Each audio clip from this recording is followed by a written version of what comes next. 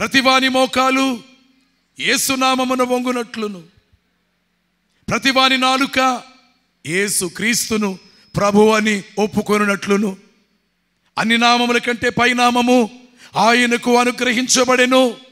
అన్ని నామముల కంటే పైనామము ఆయనకు అనుగ్రహించబడెను. అందుకనే ప్రతివాని మోకాలు వంగుతుందా?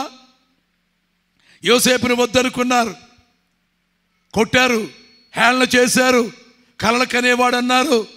పగ తీరక, ద్వేషం పోక గోతులో పారేశారు, బట్టలు చించారు, దారిలో వెళ్ళే వర్తకులకు అమ్ముకున్నారు. తమ్ముడని కూడా జాలి పడలేదు. ఈ దుశ్చర్యలు చేసిన వాళ్ళందరూ ఒక రోజున వచ్చి యోసేపు గారి కాళ్ళ మీద పడలేదా?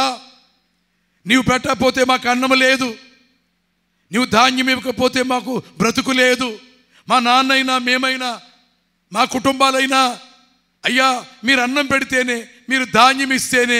ఎందుకంటే కరువు, దేశమంతా తిరిగినా గింజ దొరకదు. అలాంటప్పుడు పొయ్యి మీద కుండ పెట్టే వీలు లేదు, వండిన కుండలోని అన్నము వడ్డించుకోవడానికి వీలు లేదు.